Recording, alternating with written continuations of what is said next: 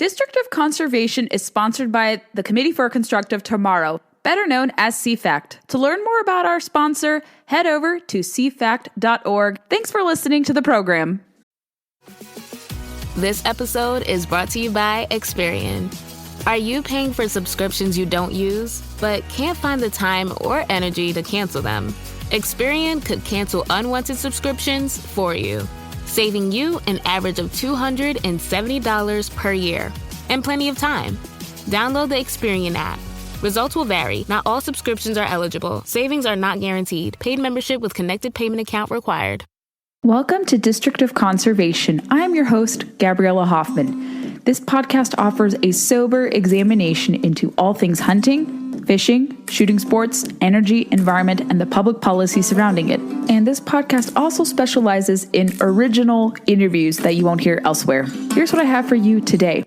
Hope you're recovering from St. Patrick's Day well. It was a busy weekend. I also celebrated a birthday the day before St. Patrick's Day, so I'm excited. I feel refreshed and renewed.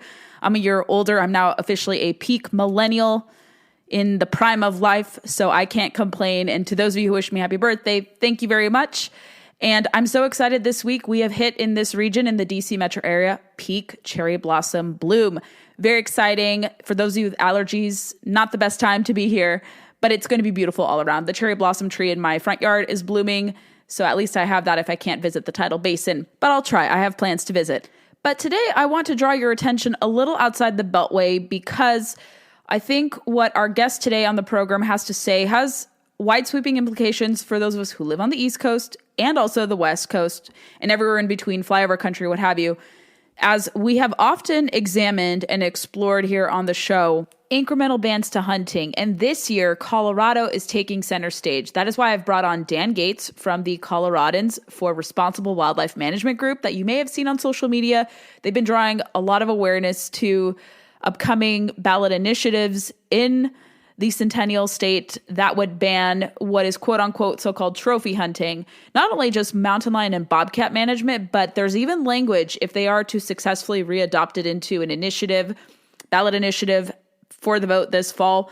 It would have implications for all forms of hunting. It is scary. A little background on Coloradans for Responsible Wildlife Management. Their mission is to enhance, promote, and defend the North American model of wildlife conservation and responsible wildlife management, focusing on the public's best interest for maintaining a century-old track record of our natural resources, including wildlife, habitat, fisheries, and working farms and ranches. Colorado's fight today could be your state's battle tomorrow. We have seen this creep all over, especially in what are known as blue states, which unsurprisingly have very anti-hunting commissioners and even governors in elected office who are influenced by anti-hunters and even anti-anglers. While what Dan might say is troubling, I think it is a timely message and perhaps it'll motivate you to get more involved in the fight, whether you are in Colorado or not. So I'll let Dan take it away from here. I would love to hear your feedback on this. It's a really good episode. Enjoy. Dan, thanks for joining the podcast. It's great to connect. Thank you very much. Appreciate the opportunity and look forward to getting into some of the conservation conversations for the West. We love having those here because, as my listeners know, I am from the West. I call it the inferior West because California has kind of lost its luster when it comes to these kind of things. And my worry is that it could your state, Colorado, could follow in the footsteps of California. We don't want that to happen. And that's why I think individuals like you and your organizations are trying to stop the bleeding with respect to that. But you and your fellow bedfellows in Colorado have been really heightened to a lot of the efforts to reimagine wildlife management, conservation, incrementally ban so-called big game hunting or so-called trophy hunting. And I think it's important for listeners to know what's happening in Colorado may not be exclusive to Colorado, but could also extend beyond Colorado's borders. And so what led you and others to start Coloradans for Responsible Wildlife Management? Well, and thanks for the question, Gabby. We have dealt on this landscape for quite some time. I'm the executive director for the Coloradans for Responsible Wildlife Management.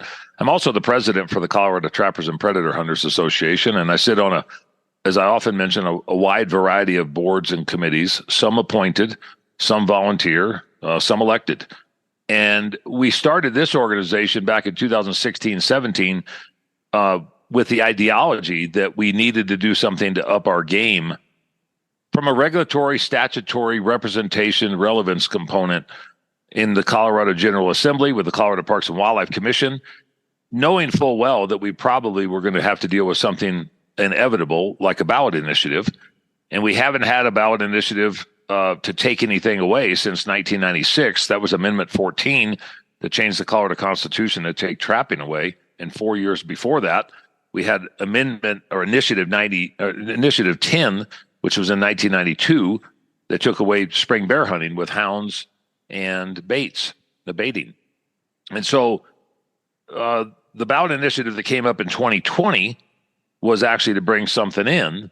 And while we didn't play at that landscape at that point in time, when we formulated our efforts in 2017, we knew that we were probably going to deal with a different gubernatorial administration, different ideology, different methodology, and we didn't know it was going to be as bad as what it's become.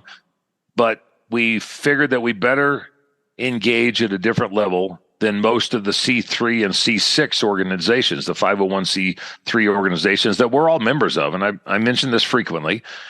So we started a 501c4 because we saw the need for some sort of legitimate lobbying representation at the Colorado State Capitol, and also to be able to broaden our net, so to speak, to prepare for what we thought would be the inevitable of an animal rights extremist mentality or agenda that has actually come to fruition in our state at a variety of different levels. And while we aren't as prepared as what we would like to be, we have been more prepared than others thought we would be.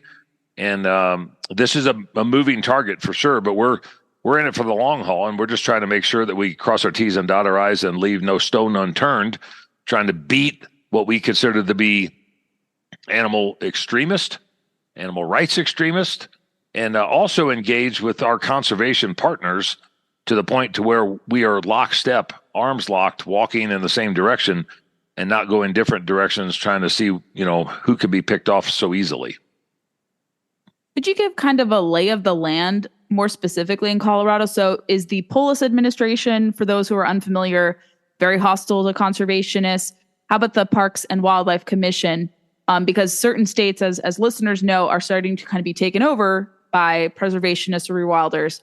So give kind of a lay of the land, because everyone knows Colorado has lots of hunters. There's, I think, the largest elk population in the whole country is in Colorado. You guys were center stage for forced wolf reintroduction efforts recently by ballot box initiative, even though narrowly. That's going to have a lot of consequences. So what is happening specifically in Colorado? Are people who lead Colorado in endorsement of these type of policies? Well, our current governor is, and I want to clarify something. You said not supportive of a conservationist type agenda or landscape.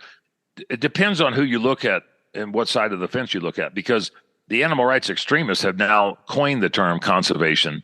They've also coined the term, that they are conservationist. And now you see some of the rhetoric that has flown over to the newspapers. So they're actually capturing and in my mind, capitalizing on our efforts intentionally, while the general public sits back and thinks that, well, maybe these are the conservationists. And so Governor Polis has been very astute in making sure that his and his husband's, the first gentleman, Marlon Reese's, wishes, wants, and desires were easily accomplished and attainable. And some of that came from, I think, Governor Polis himself, but a lot of it, I believe, came from the first gentleman, Marlon Reese. And you can see that by appointments to different commissions and boards and committees.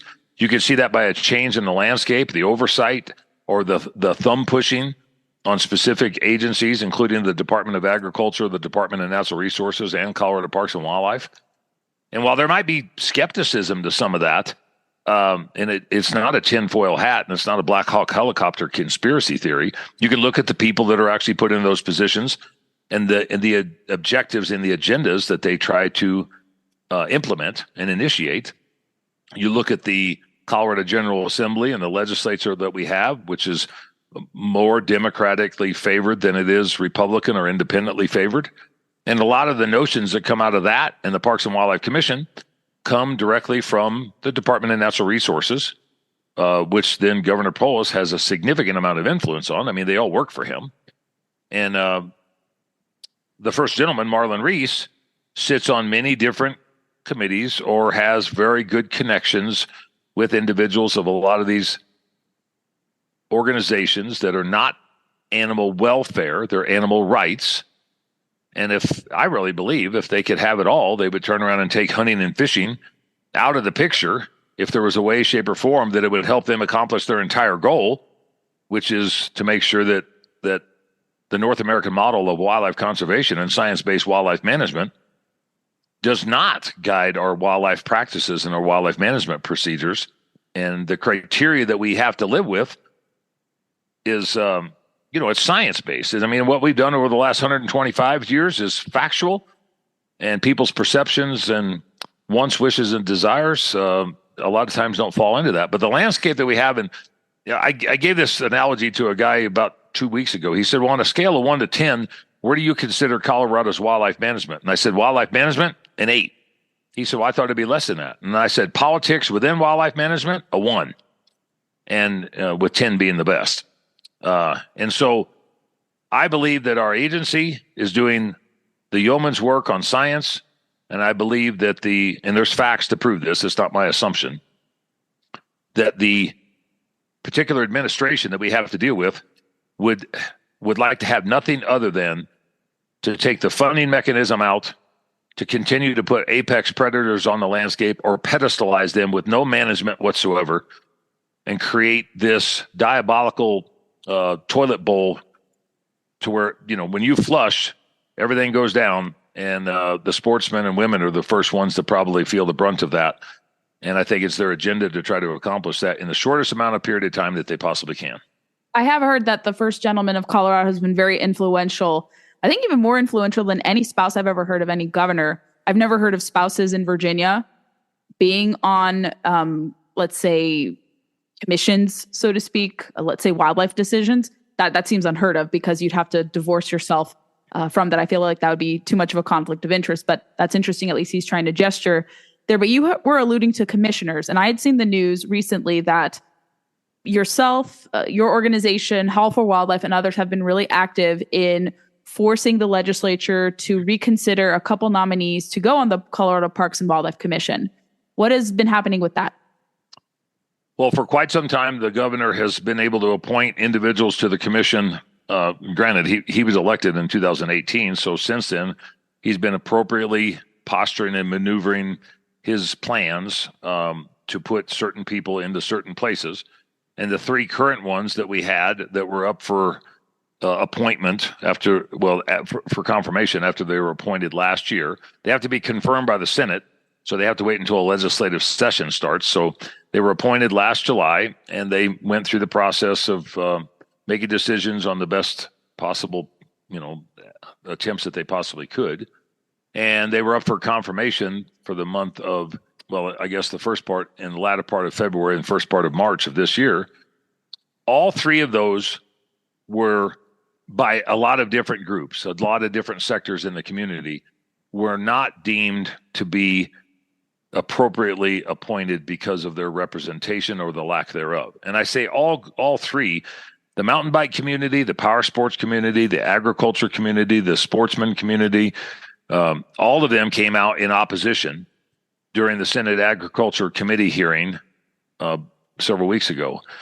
2 of the 3 were not favorably recommended to the full Senate vote. That was Commissioner Gary Skiba and Commissioner Jess Bouillot. Commissioner Jack Murphy had a favorable recommendation, and so there was an attempt to try to create some further distractions from what I would consider supporters of those individuals. And those other communities that I previously mentioned, they came out in opposition, even at a harder line. And so you started to see this giant email campaign come in from different sectors and people lobbying their legislators, their senators. And last week, Commissioner Gary Skiba withdrew his nomination because of intense scrutiny and for a variety of other reasons, likely, that he withdrew his nomination. And they were supposed to have a vote on the floor last Thursday, which then was subsequently postponed till Friday, which now has subsequently been postponed till tomorrow. And we hear that there might be another postponement until even Thursday. And ironically, this week we've got a commission meeting, which Jess Bouillot and Jack Murphy are supposed to attend.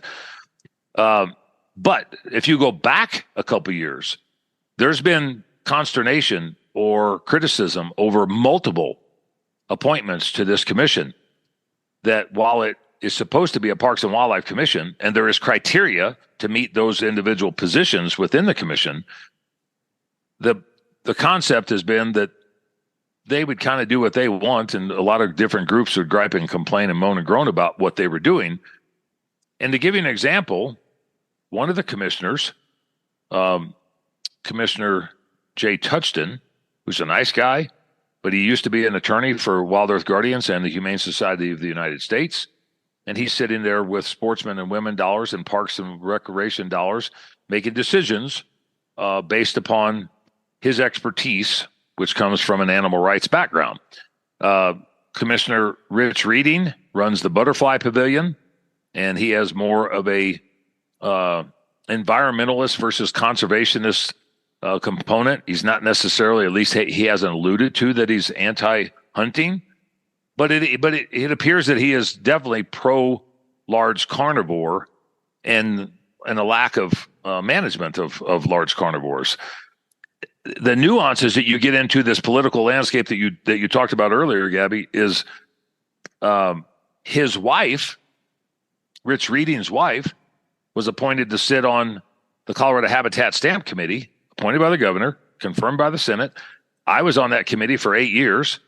It's a conservation program that sportsmen and women have been working with to the tune of about $9 to $11 million a year. I sat as the chair of that committee. I was appointed under Governor Hickenlooper and subsequently under the current Governor Polis. I have to say I didn't vote for either one of them, but his wife was put on there, and she's a sitting member of the Defenders of Wildlife, and she was put on a sportsman-oriented committee to take sportsmen and women dollars to do different things with that money. So you've got crossover at multiple levels, and I would like to mention that Commissioner Jay Touchton, the animal rights attorney for Wild Earth Guardians and HSUS, his wife, or his better half, or maybe it's his partner, I'm not sure what they would classify, she works, to the best of my knowledge, as the personal wildlife policy advisor to the governor. And so she's really good friends with Marlon Reese, the first gentleman. And then you look at other commission appointments or other people on different boards and committees, and you can see the formulation of this spider web, this network that has been created to make sure that this hand knows what that hand is doing, and that hand is very cognizant of what the other hand is doing. And pretty soon you got all the hands in the same pot. And while those particular individuals would gripe and complain about sportsmen being overrepresented on parks and wildlife commissions throughout the country, I strongly believe that there needs to be a revamping of the process because of these agenda-driven tactics that we start to see at different levels: Washington, Oregon, California, Colorado, you name it. And the governor has fully taken advantage of what has been available to him. The first gentleman has fully taken advantage of what he's been allowed to do. And if you can look at the boards and committees and appointments of different positions, elected or otherwise, you can see that this is a strong attempt to derobe and disembowel the North American model and science-based wildlife management and consumptive use from hunters and anglers. Long explanation, but it's a long, drawn-out process. I thought it was articulated very well. And actually, we see other states respond to the actions of Colorado and other Western states. I don't know if you're aware, Tennessee has actually been kind of deliberating a bill to strengthen the criteria for wildlife commissioners. So I thought that was really refreshing to see that you actually have to be engaged in these activities to be considered for nomination to the commission or to their, I think their wildlife resources board or one of those kind of derivatives there. So states are actually responding quite affirmatively, kind of against what Colorado is doing to prevent this type of, let's say, mess from kind of happening in their respective states or capitals as well. So we do see kind of the opposite happening too with this reactionary behavior kind of happening in Colorado. We see states that are more friendly to sportsmen try to take preemptive measures to prevent that from happening. Yeah, and I wish we would have been more preemptive years ago. When Governor Hickenlooper was here, we used to have a Colorado Division of Wildlife and a Colorado Parks Department. And because of cost-saving measures or ideologies about how to turn around and streamline state government, which often becomes more of a debacle, in my opinion, than what benefit it provides, he merged the parks and the wildlife side to take it out of the Division of Wildlife logo and put it into the Colorado Parks and Wildlife logo. And that's when they merged the Parks Board along with the Wildlife Board. And while I don't think that was a good idea, and we've had to deal with the repercussions or ramifications of that since then, I do want to preface that statement with anybody who has paid attention knows the facts, but the ones that haven't paid attention, and maybe as well as what they should have, Parks and Wildlife was merged, but the checking accounts were not. The money that was expended on the wildlife side goes to the wildlife side. And while they might share buildings and they might share logos and they might share, some sort of administrative oversight, they have separate checking accounts. And because of Pittman Robertson and Dingell Johnson funds that come from the federal excise side of things, that money can't be convoluted into a parks component unless it has to do with wildlife, fish and wildlife issues. And so while the guys wear the same logos and the same insignias, we have wildlife officers and we have wildlife side of the agency and we have parks side of the agency. And while they might work hand in hand, they don't share each other's checkbooks. And so the agency was not put together to bail one out over the other. It was put together to hopefully streamline, which I don't think that it did. And I actually think that it caused more of a cluster than what most people realize. But it's worth mentioning that strategy because I think it could be done appropriately in some land of nirvana or utopia, but we didn't have that, and we didn't end up with that. And then when you turn around and get a animal activist regime, an extremist regime to bring in top of what we originally had, I think it only deepens the divide and deepens the consternation that you see from a wildlife management side of agency to a parks and recreation side that very seldom pays its own way. And it damn sure does it when it gets out of the state parks program. Outdoor recreation, to the best of my knowledge, and I sit on a lot of boards and committees, has not paid its fair share, let alone helped on the conservation efforts like what they would like to think that they do just because they pay taxes on the landscape of their homeowners taxes or their vehicle taxes or their income taxes or whatever. That money doesn't go to conservation efforts, and it damn sure doesn't go to parks and wildlife efforts either. And we actually saw a diminishment. I don't know what state saw fewer hunters and anglers, but there was a decrease in $300 million allotted to the states under PR Dingell Johnson this past year. And I scratch my head and wonder why. I don't think it was exclusively Colorado, but it had to be a multitude of states, maybe states that had enacted certain policies or prohibited certain forms of hunting. So I'm going to go back and see if that's the case. But more, I would say importantly, Dan, it is that you guys are having to wrestle with two ballot initiatives this year relating to wildcats or bobcats, mountain lions. So could you briefly explain what those two initiatives are and why the organization is concerned about them potentially going before the voters or potentially being implemented? Just to bring it back to current day, we've got one big game cat initiative that we're dealing with. Initiative 101 was actually withdrawn. So we've got Initiative 91 at this point in time that we're dealing with. And that's to prohibit the hunting of mountain lions and bobcats in the state of Colorado. And it also says lynx, but lynx are federally and state protected in the lower 48, so they can't be harvested anyway. But we did have two at one time. We did fight through the proper channels of the Secretary of State, Supreme Court, the title board process, and we forced our opposition, a group called Cats Aren't Trophies. Their acronym is CATS.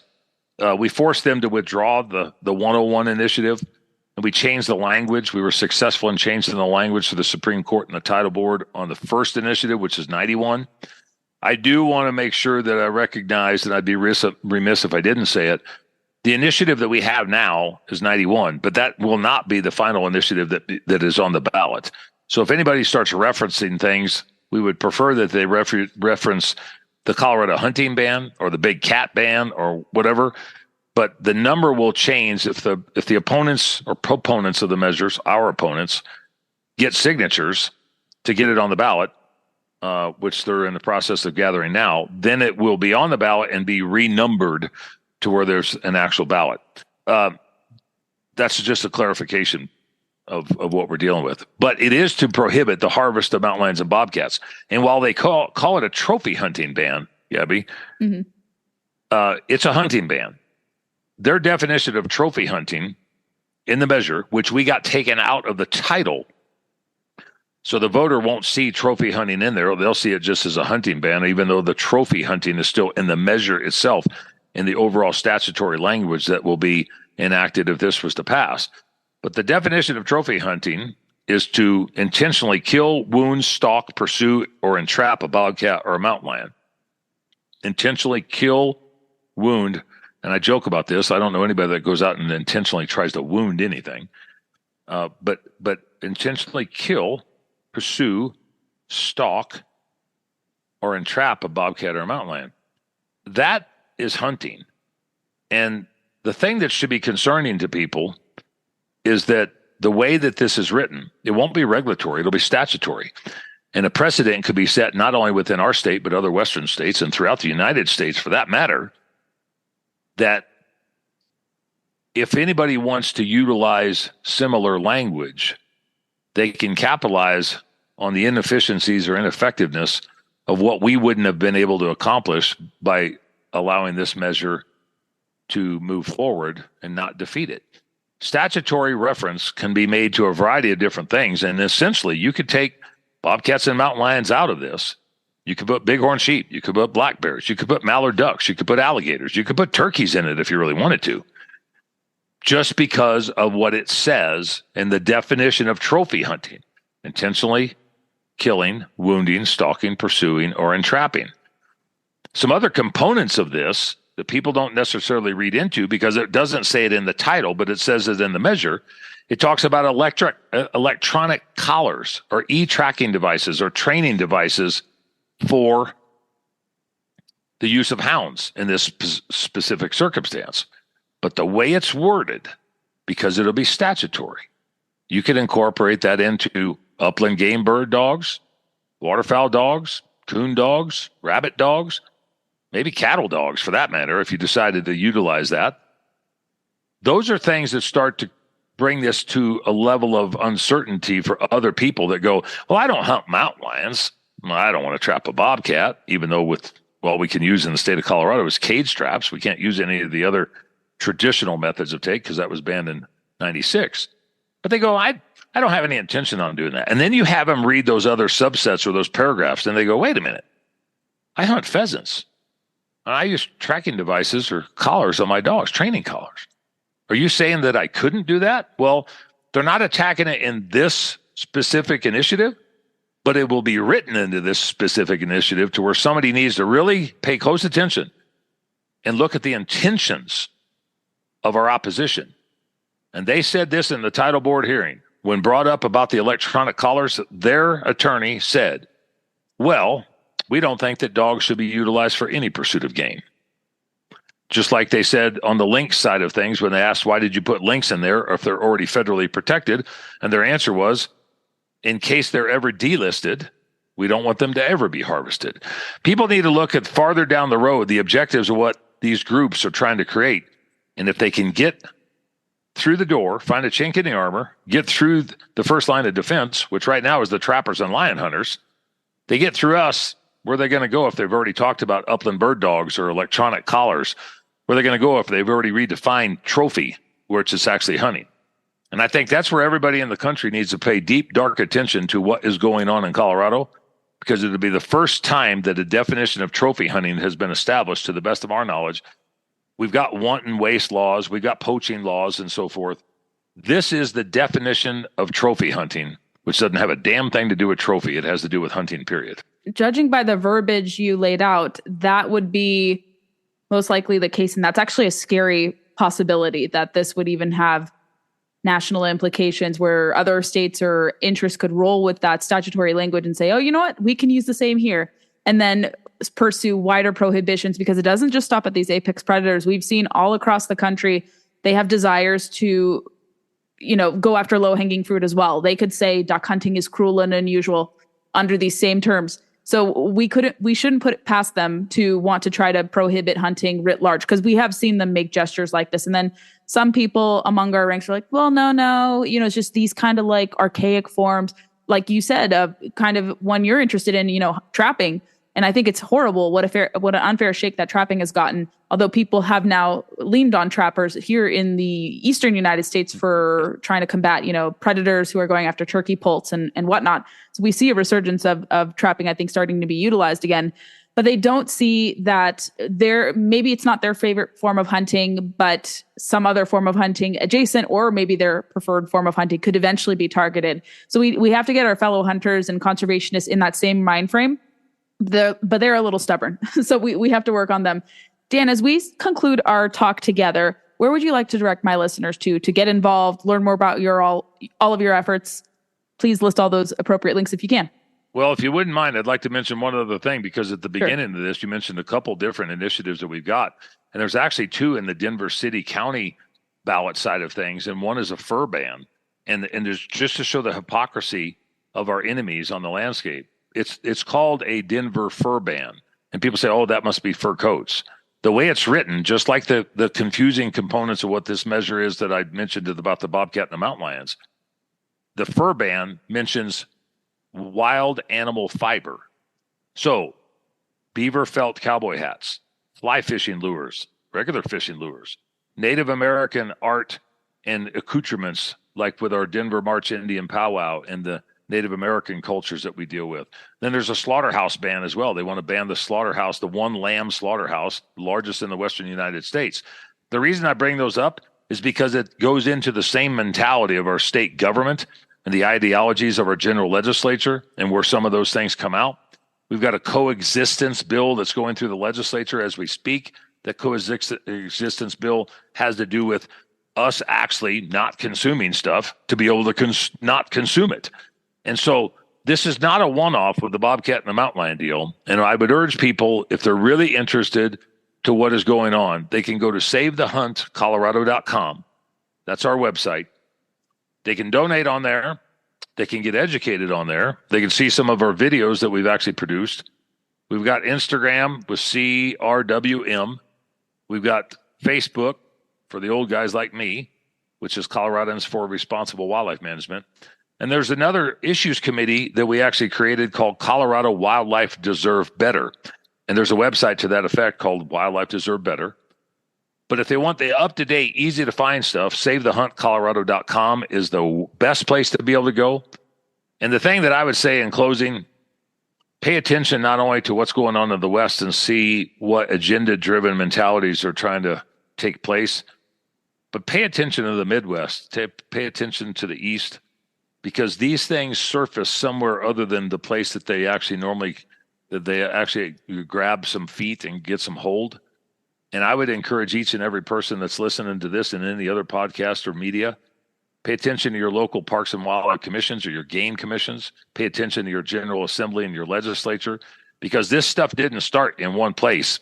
It's broadened way out, and we need to figure out a way to plant our flag if we really want to support the North American model, science-based management, and if we want to continue to manage our wildlife populations in sustainable levels in perpetuity. Well said. Thank you, Dan. Thanks for listening to District of Conservation. If you enjoyed what you heard today, go leave us some reviews on Apple and Spotify or wherever podcasts are played. Your feedback will help us reach more people, and I love to know what is on your mind after each episode. Be sure to follow us on Facebook, Instagram, and Twitter to never miss a beat or a guest announcement, because that is our way of updating all of you listeners, and we have just hit 1,000 followers on Instagram for the podcast account. Thank you very much. And if you have any guest suggestions or topics you want to hear on the show, I am all ears. I would love to hear your feedback there. Thanks for listening, and stay tuned for the next episode.